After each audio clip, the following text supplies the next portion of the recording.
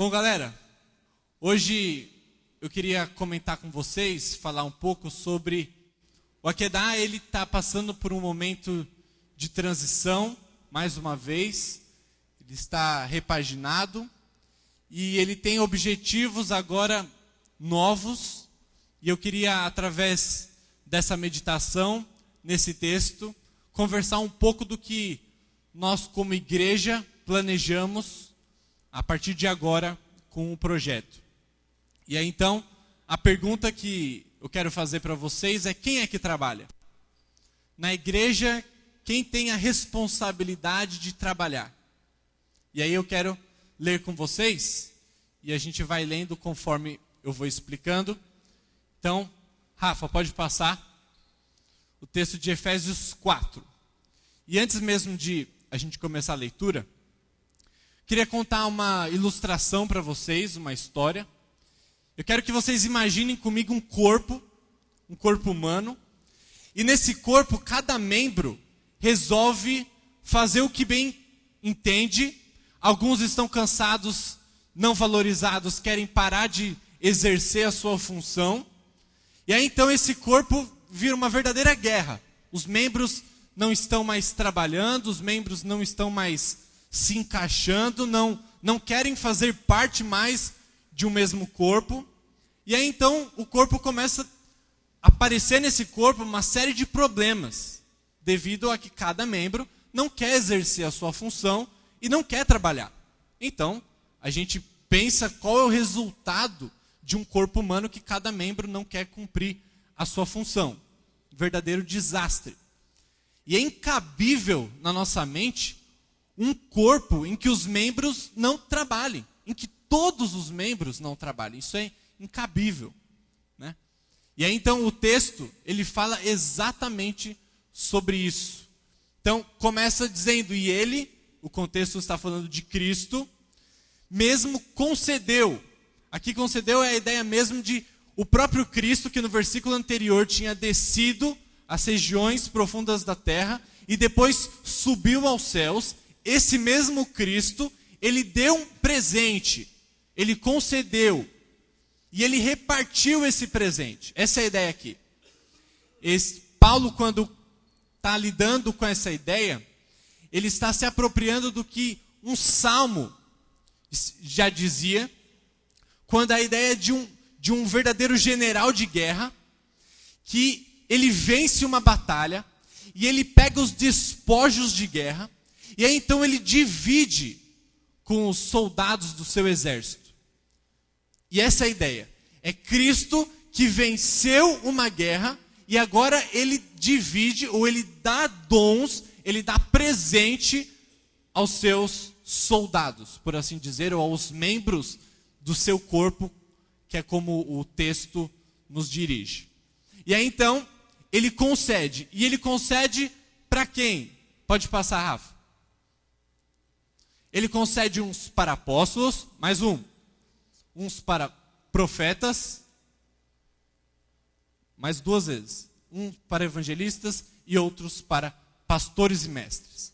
A ênfase aqui não está tanto no ofício de um apóstolo, de um profeta, de um evangelista, de um pastor mestre, mas a ênfase está no presente que Deus deu a esses homens, a esses líderes, que seriam o presente para a igreja também. E a gente vai ver como isso se desenvolve.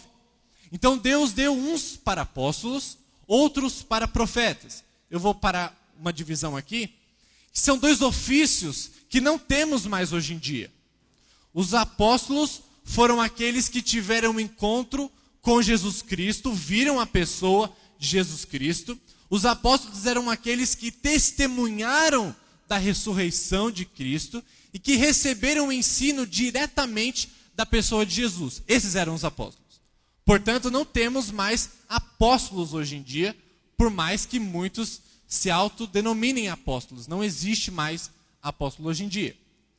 Nem profeta. Profeta, no símbolo do Antigo Testamento, era aquele que recebia uma mensagem diretamente de Deus. Dessa forma, não temos mais hoje em dia profetas nesse sentido. Em outro sentido, aquele que proclama as verdades do Senhor, então temos, mas é outro sentido. Evangelistas são aqueles que têm o dom do evangelismo, aqueles que se esmeram e muito bem em evangelizar. Não quer dizer que é tarefa só desses que têm o dom do evangelismo. Todos nós devemos evangelizar, mas esses têm uma aptidão maior para isso. E nós sabemos muito bem disso. Tem pessoas que não podem passar por um poste na rua que já estão evangelizando e fazem isso com um gosto maior e fazem muito bem, mas isso é tarefa de todos. E outros, e a gente conhece mais esses, para pastores e mestres. Não são dois ofícios diferentes, os dois fazem parte de um mesmo ofício, mas com duas funções que se completam. Tanto a função do ensino, quanto a função do cuidado do rebanho, do pastoreio, que quem exerce são os líderes da nossa igreja, os pastores, os presbíteros, esses pastoreiam a igreja.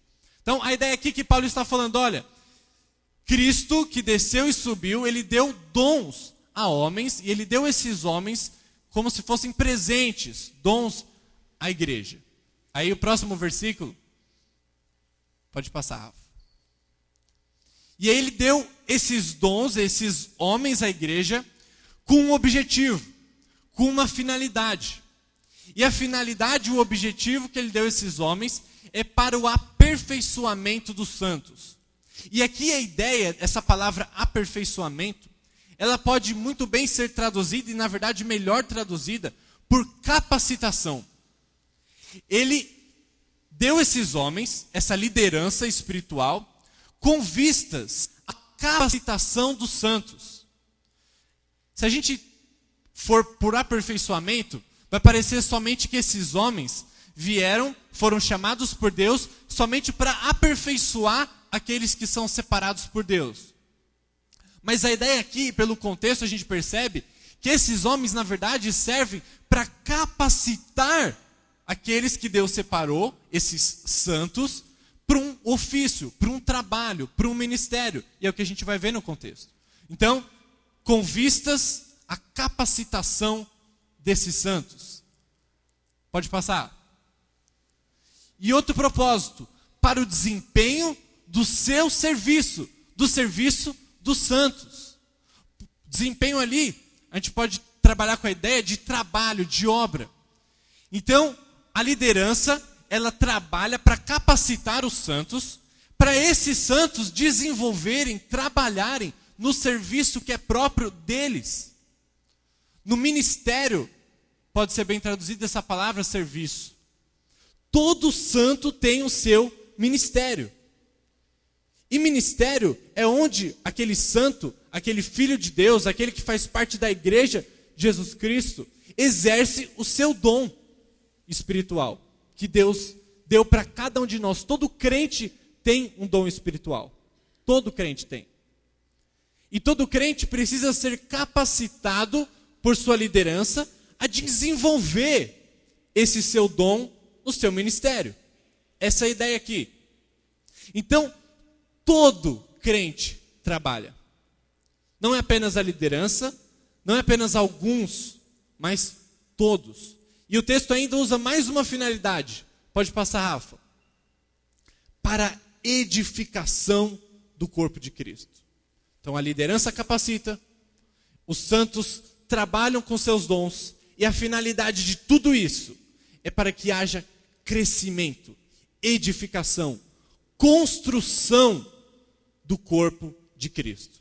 Vocês vão perceber como Paulo, no meio de tudo isso, mostra a centralidade de Cristo. Cristo é o que desceu à terra, que subiu, que deu dons aos homens, e o final de tudo é Cristo, e o meio de tudo é Cristo, porque a ênfase aqui é o propósito para o qual a igreja, os membros trabalham. É para que no final das contas esse corpo em que todos trabalham seja mais parecido com Cristo. Haja uma construção, um edifício que no final, quando estiver pronto, será a imagem de Jesus Cristo. Essa é a ideia, essa é a finalidade. E é por isso que todos nós que fazemos parte da igreja, do corpo de Cristo, devemos trabalhar. Somente se uma pessoa não trabalhar, o corpo todo perde. Se um membro do nosso corpo deixar de exercer a função dele, todo o corpo perde. Rafa, pode passar mais um. E o texto continua dizendo que essa finalidade é até que todos nós, e a ênfase aqui é realmente em todos, não é apenas alguns, mas todos nós cheguemos. E aí o texto diz, a unidade da fé. Rafa, passa mais um. Pode passar mais uns 3 direto, isso. Até que todos cheguemos à unidade da fé. Até que todos tenhamos uma fé unânime. Uma fé igualitária, uma fé que nos una. E também um pleno conhecimento do Filho de Deus.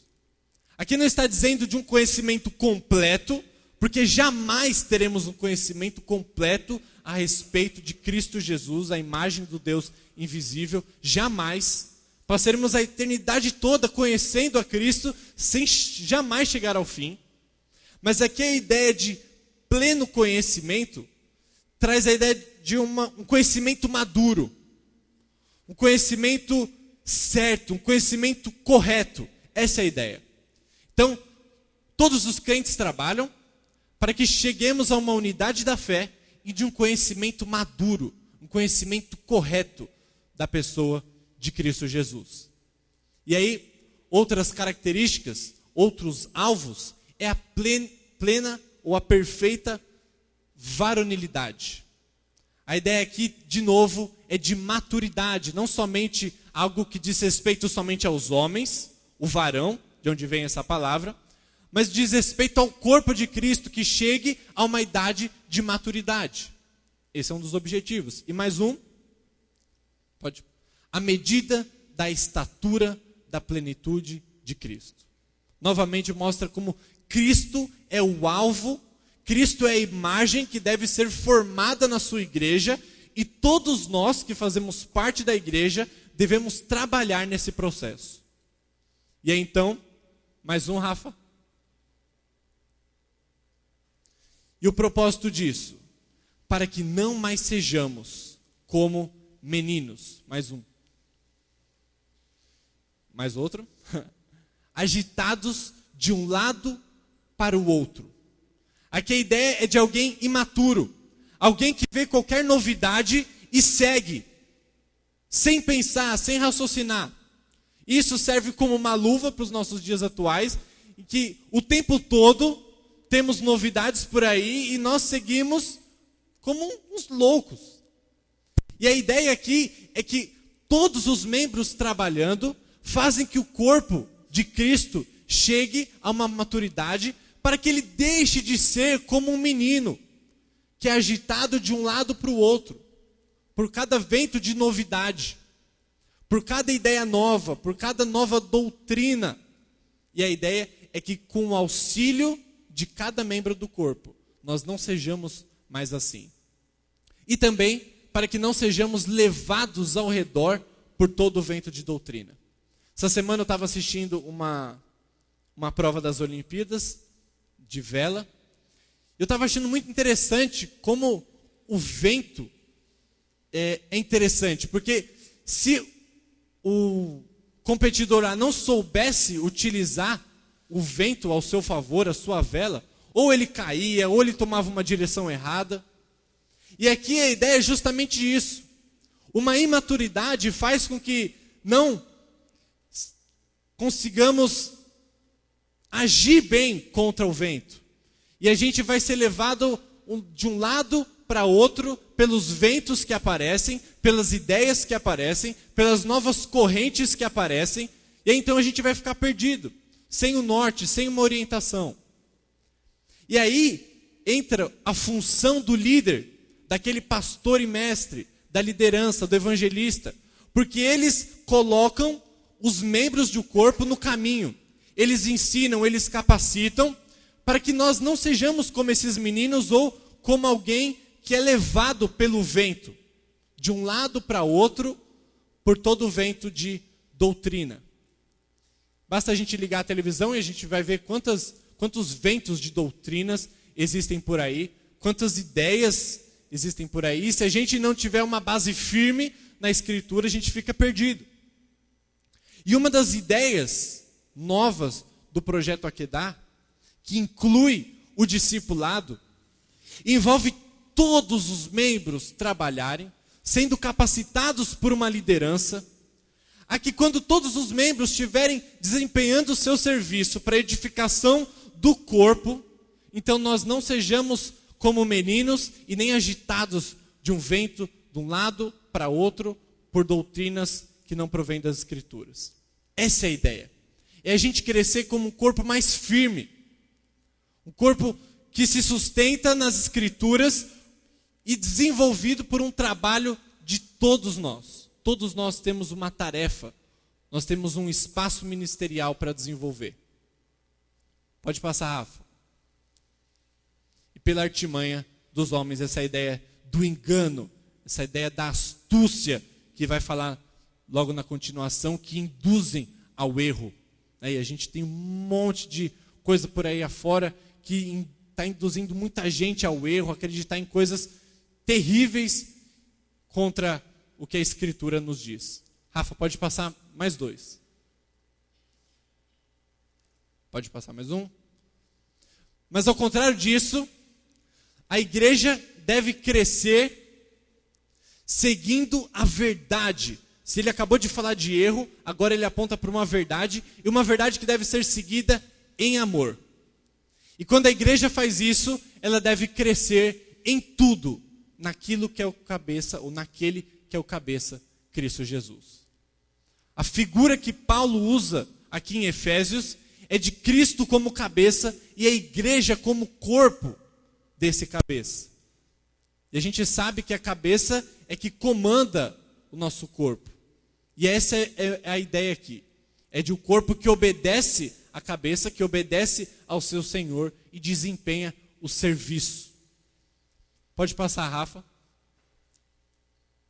De quem todo o corpo, pode passar? Vai passando até o final. Bem ajustado e consolidado pelo auxílio de toda junta. A gente está se encaminhando para o final. E aqui está uma parte mais importante do texto. Quando ele fala que esse corpo de Cristo, agora bem encaixado, bem ajustado e consolidado, maduro, pelo auxílio de toda junta, pelo trabalho de cada parte desse corpo, segundo a justa cooperação, ou seja, o trabalho de cada parte, sem nenhuma parte ficar de fora. E o mais interessante aqui é que esse de cada parte, essa palavra cada, ela também pode ser traduzida por uma palavra que parece o oposto dela, mas é de toda parte. E a ideia é de que cada parte, mas todas as partes trabalhem nesse processo. Todas, não tem aquela pessoa na igreja, não, eu não tenho nada de bom para oferecer, eu sou muito tímida, tem outras pessoas que fazem muito melhor do que eu prefiro ficar aqui sentada, deixa o barco continuar, porque pelo menos assim eu não atrapalho. Não, essa é uma ideia totalmente errada. É pelo auxílio de toda a junta que o corpo de Cristo é edificado. Não tem partes menos importantes. Existem pessoas assim que não servem. Esse é o problema. E aí, pode passar, Rafa? Efetua o seu próprio aumento, mais um, para edificação de si mesmo em amor. O texto termina dizendo que o final de tudo isso é que existe uma construção que está em continuação para a edificação de si mesmo. E aí, a ideia principal, eu costumo fazer isso, se você for esquecer de tudo, lembre-se a ideia principal desse texto. Deus trabalha. O projeto de Deus para a igreja é que cada membro do seu corpo trabalhe para a edificação de si mesmo, do corpo que é de Cristo Jesus. A ideia é que o projeto de Deus, e Efésios trabalha muito essa questão do projeto que Deus tem para a igreja, é que cada membro desse corpo trabalhe para a edificação de si mesmo. Rafa, pode passar. mais uma e mais outra. Essa é a ideia. O projeto de Deus para a igreja é um corpo unido, em que todos os membros trabalhem para o seu próprio crescimento. E se essa é a ideia do texto, eu separei algumas aplicações bem práticas para nós como igreja. Já que esse é o projeto de Deus, um corpo unido em que todos os membros trabalham para a edificação de si mesmo. Então, o que isso tem a ver agora na prática com a nossa vida de igreja? E eu quero propor algumas aplicações aqui. A primeira delas, que a gente aprende no versículo 11 que a gente leu, é que a liderança, enquanto serve a igreja, ela faz parte do corpo e devemos encarar a nossa liderança da igreja como fazendo parte de um mesmo corpo. São membros também que trabalham, e o seu trabalho específico é capacitar os outros membros desse corpo a desempenharem as suas funções. Por isso, como igreja, quando nós enxergamos que é dessa maneira, nós não devemos ficar centralizados em apenas o pastor ou a liderança, como que só ele fosse o responsável por todo o trabalho da igreja. E muitas vezes a gente acha que é assim. Mas em outras áreas da nossa vida, a gente não encara dessa maneira. Veja bem, imagine só você indo malhar, você indo treinar, e aí você contrata um personal trainer. E aí você chega para ele e diz, olha, eu não quero treinar não, porque é muito cansativo, sou muito preguiçoso, mas treina aí no meu lugar. E eu quero crescer e ficar forte, mas você treina. Eu estou pagando para você, então soa a camisa aí e eu vou ficar aqui te assistindo. Muitas vezes na igreja a gente pensa a mesma coisa. A gente vem para a igreja, dá o nosso dízimo e fala, agora é com vocês. É com você liderança, é com você pastor, presbítero, e eu vou ficar assistindo. E não só assistindo, eu vou ficar criticando o trabalho de vocês. É como se aquele cara que pagou o personal para trabalhar no lugar dele ainda ficasse falando, ó, tá fazendo errado. Ó, não tá dando muito efeito aqui não. A gente acha isso hilário, mas muitas vezes a gente faz isso dentro da igreja. E a gente fica cobrando, ó, não tá saindo muito bem não. Mas a tarefa do líder, quando membro também do corpo, é capacitar para que todos trabalhem para a edificação do corpo. Não somente alguns. E a gente precisa ter essa ideia. E eu estou dizendo tudo isso não sem razão. Mas nesse projeto Akedah, nesse tempo em que a gente está caminhando, algumas modificações a gente já fez, porque a gente vai entendendo de Deus as mudanças que devem ser feitas. E uma das coisas que a gente percebeu como liderança é que muitos estavam olhando para esse projeto e apenas achando que era uma tarefa, um projeto, um trabalho da liderança. Não um trabalho nosso como igreja. E aí então, alguns ficavam como espectadores, apenas criticando, mas não trabalhavam. E isso é muito prejudicial para o corpo, para a igreja, porque todos devemos trabalhar.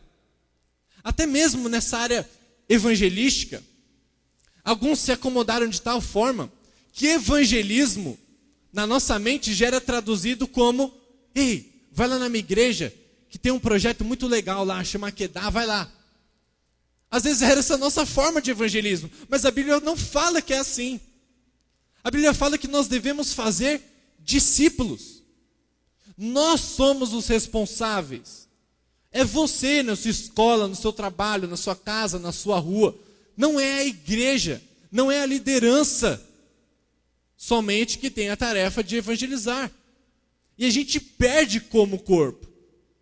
Por isso, nessa nova fase desse projeto, nós queremos desafiar você, como membro do corpo de Cristo, a desenvolver os seus dons nas áreas em que Deus te capacitou para servir e para trabalhar.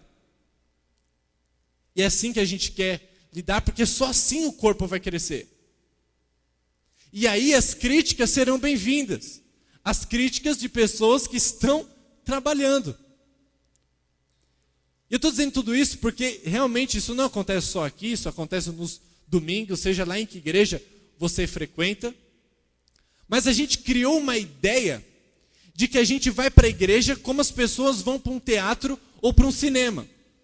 E a gente até usa um termo que, na minha opinião, é infeliz, quando a gente diz, eu vou assistir um culto. Porque justamente é isso que a gente faz muitas vezes. A gente vai na igreja para assistir a um culto. O culto está acontecendo, eu sento no meu lugar e eu assisto. Como a gente vai no cinema. Compra o ingresso, você senta lá e assiste o filme.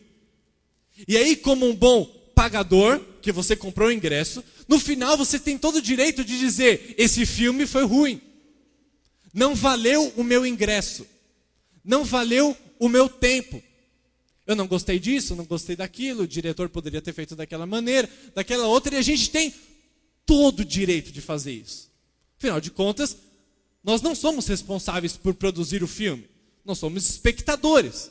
Nós somos lá para assistir e queremos um espetáculo decente. Agora a gente leva essa mesma coisa para a igreja. A gente vai para a igreja e a gente quer assistir. E se aquilo não nos agrada, nós saímos reclamando daquilo outro, de tal pessoa. Se fosse eu, fazia de outro jeito.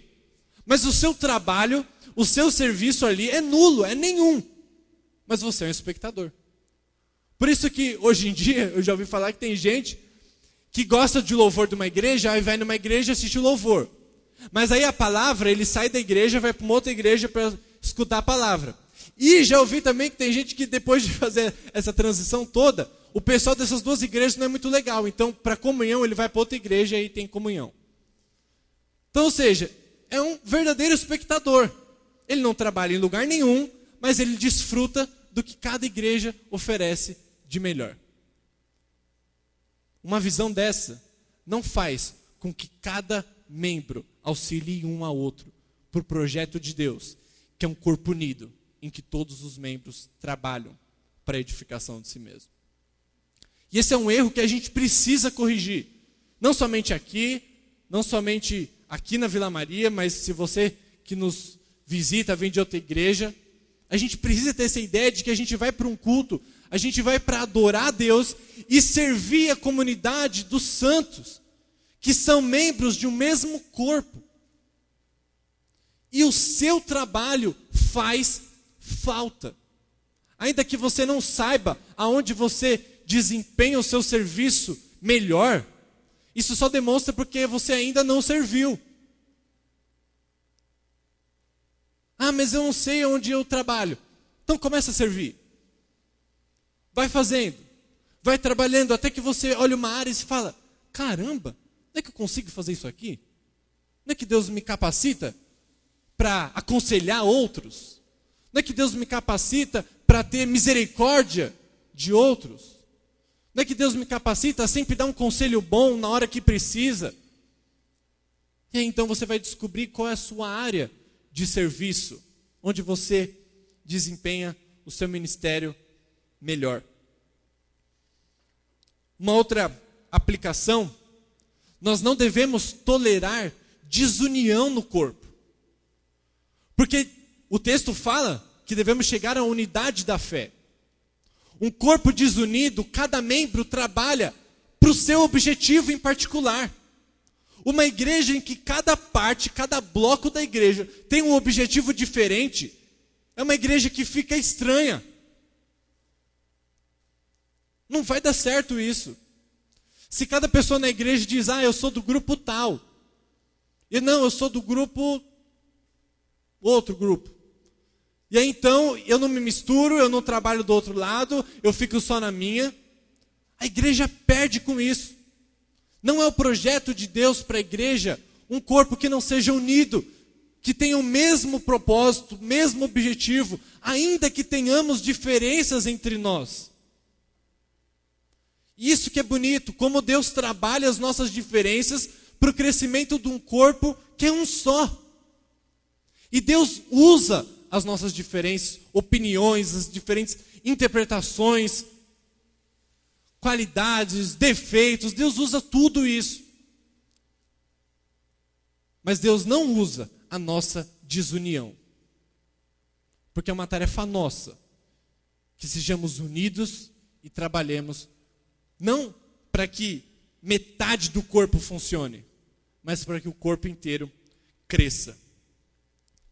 Agora, particularmente, qual é o seu trabalho? Qual é o seu serviço? Aonde você tem desempenhado o dom que certamente Deus te deu, se você é um filho de Deus? Qual é? Onde você tem servido? Se é que você tem. Eu te convido a pensar, e mais do que pensar, eu te desafio a que você comece a servir em alguma área hoje. Hoje. Seja lá que área, ainda que você não faça bem, mas vá servindo. O corpo todo precisa de você. Deus não te colocou aqui para você ficar assistindo as coisas acontecerem, mas para você servir. Eu estou dando tanta ênfase nisso, porque crente que não trabalha, sempre dá trabalho. O crente que não trabalha, sempre dá trabalho. Então começa a trabalhar também.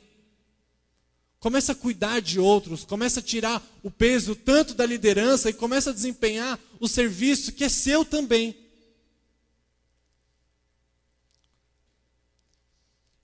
Lembra da multiplicação de pães? Quando Jesus multiplicou pães para alimentar aquela multidão? Imagina só se naquela multidão gigante só alguns trabalhassem. Ou só as pessoas da frente que recebessem os pães. Agora, não seria muito mais fácil a distribuição desses pães? Eu estou contando esse milagre de Jesus não porque essa fosse a ideia do milagre. Eu estou usando só como ilustração. Mas imagine que fosse muito mais fácil cada membro que estava ali mais próximo dos pães distribuísse os pães para as pessoas que estavam atrás, ao seu redor. É só uma ilustração, porque eu sei que isso não seria muito higiênico, o pão ficar passando de mão em mão. Mas a ideia é essa. Imagine que isso só ficasse nas costas da liderança, alimentar toda a multidão.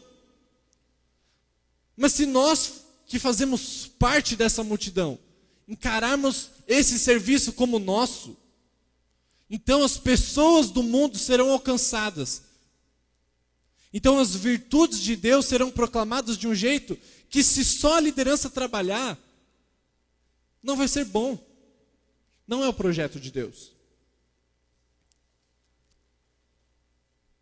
Então, por último, tenha esperança nesse projeto que Deus tem para a sua igreja, de um corpo unido, que trabalha para o seu próprio crescimento. E eu digo para você ter esperança, porque esse é um projeto de Deus que vai dar tão certo, e não tem perigo de dar errado, porque o próprio Cristo morreu com esse objetivo, para separar um corpo que é seu, que Ele derramou o seu sangue para comprar, e Ele mesmo intercede por nós.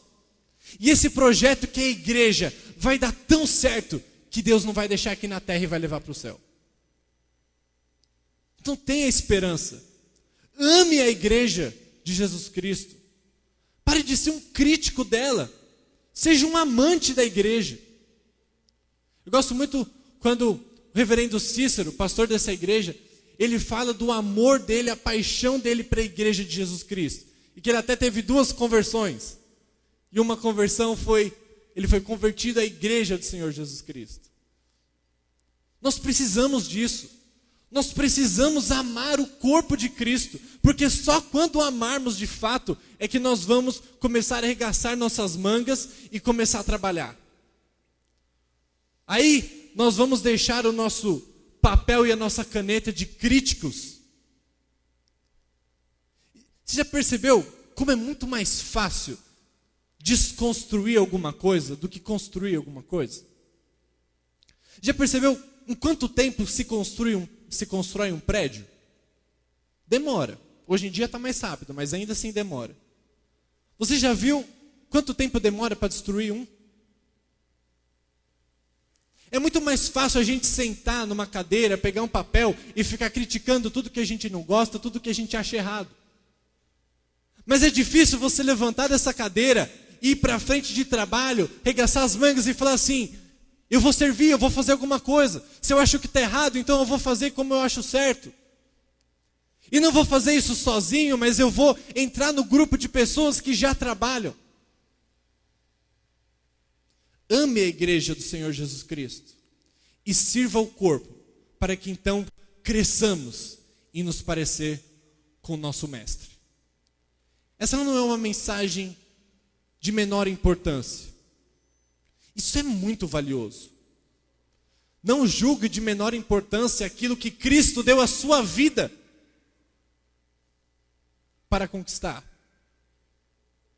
E o próprio Cristo intercede para que nós, como igreja, sejamos mais parecidos com Cristo quando todos os membros trabalham. Então eu espero que você seja desafiado essa noite, a, se você não pensava dessa maneira, que isso comece a ser transformado, a começar na sua mente, para que então você comece a servir, pensar e servir diferente. E eu quero orar com vocês agora.